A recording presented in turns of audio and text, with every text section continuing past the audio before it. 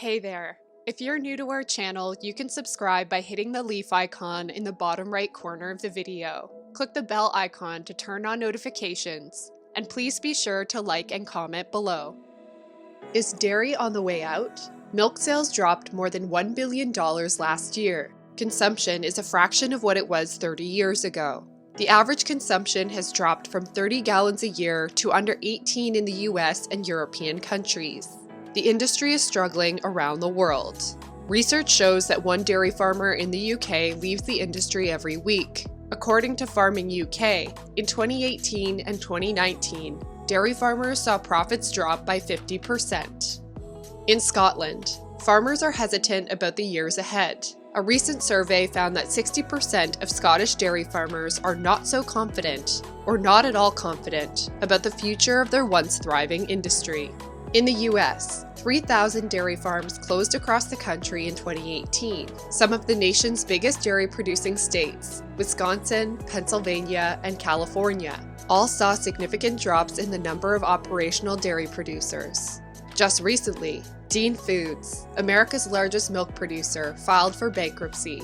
The market has really changed over the last decades, and I think the dairy industry is really trying to figure that out. The dairy giant owns a number of dairy brands, including Dairy Pure, TruMoo, and Land O'Lakes.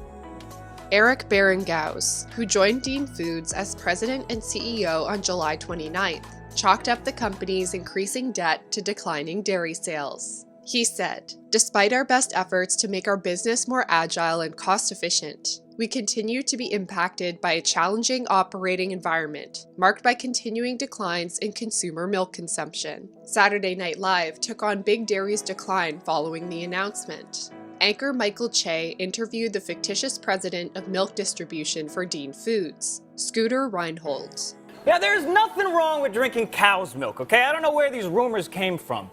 Dairy is bad for you. Cows don't like it when you touch their boobies. It's just not true, Che. Whoa. In New Zealand, dairy giant Fonterra has experienced its second year of losses. The cooperative, which is also New Zealand's largest company and the world's largest dairy exporter, reported a net loss of $380 million. Before the announcement, the Financial Times described Fonterra's last 18 months as disastrous, weighed down by its first ever loss, internal resignations, and overvalued assets in other countries, including China and Brazil. The situation doesn't look good for dairy, and it'll get much worse, according to a new report by Rethink X. The independent think tank believes the dairy industry could totally collapse by 2030. The report, titled Rethinking Food and Agriculture 2020 to 2030, lays out how new technologies will cause the dairy industry to fall. Other livestock markets such as fish, chicken, beef, and pork will follow. The report says precision fermentation and a production model called food as software are about to change the future of food. The new production system will be shielded from volume and price volatility, the think tank says. This is due to the vagaries of seasonality, weather, drought, disease, and other natural, economic, and political factors. While technology may put the final nail in the coffin for the dairy industry, changing consumer attitudes are laying the groundwork. In the UK, more than a quarter of Generation Z between 18 and 24 years old have either cut down on their dairy consumption or ditched it completely. In the US, 37% of households regularly purchase vegan milk. Dairy consumption is also on the decline in Finland and other European countries. In 2018, global market researchers Mintel estimated dairy milk popularity will drop 11% in Western Europe by 2020. But what's wrong with dairy, and why are consumers ditching cow's milk? One reason is health. Some medical experts believe dairy products are associated with an increased risk of cancer. The Physicians Committee for Responsible Medicine, which represents 12,000 physicians, recently urged the U.S. Food and Drug Administration to place breast cancer warnings on cheese. PCRM suggests dairy cheese contains reproductive hormones that may increase breast cancer mortality risk. Dairy contains estrogen from cows. The female hormone is linked to an increased risk of breast cancer. When milk is made into cheese, The estrogens are more concentrated. While they are only traces, they appear to be biologically active in humans, increasing breast cancer mortality, PCRM says. World-renowned breast surgeon Dr. Christy Funk has spoken out about the link between breast cancer and animal products. She told Live Kindly last year, the body's cellular response to consuming animal protein and animal fat is everything that feeds and fuels illness, while choking health to death. Estrogen levels rise, growth hormones skyrocket, inflammation abounds, free radicals run around, damaging cells and mutating DNA. So only 5 to 10% of all breast cancer comes from an inherited mutation like BRCA, which, yes, it predisposes you phenomenally to get breast cancer. It's still not entirely unavoidable. The rest is external, what goes into your body? The rest of it is every choice you're making all day long. So it's what your diet and nutrition, alcohol, exercise, obesity. It's not just cancer. Dairy products are linked with an increased risk of type 2 diabetes, heart disease, and other health conditions, including digestive issues and acne. Claire Hyder, a vegan nutritionist based in Edinburgh, said she believes the public are opting to choose plant milk over dairy due to health concerns. Cutting out dairy may be helpful for those with acne, allergies, digestive problems, sinus issues. There are also plenty of scientific papers pointing to a connection between dairy products and inflammatory bowel disease, diabetes, and hormonal cancers, for example, of the breast and prostate. The dairy industry is also cruel to animals. Cows must be lactating to produce milk, so cows in the dairy industry are artificially inseminated to become pregnant. Mother cows and their calves are generally separated within 24 hours of birth, so that their milk can be collected for human consumption. Cows often become distressed by this process, and activists say they have witnessed female cows crying out for their babies.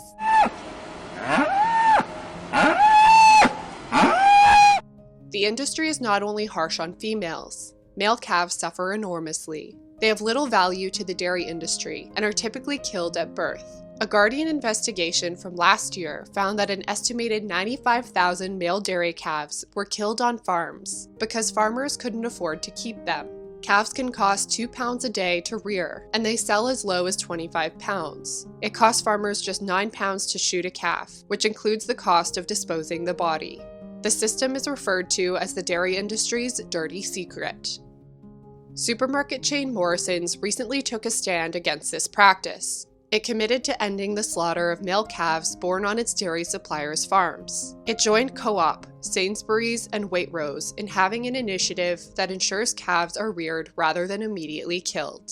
Dairy has a significant environmental impact too. The World Wildlife Fund says that dairy cows and their manure produce greenhouse gas emissions which contribute to climate change. Poor handling of manure and fertilizers can degrade local water resources, and unsustainable farming and feed production can lead to the loss of ecologically important areas, such as prairies, wetlands, and forests.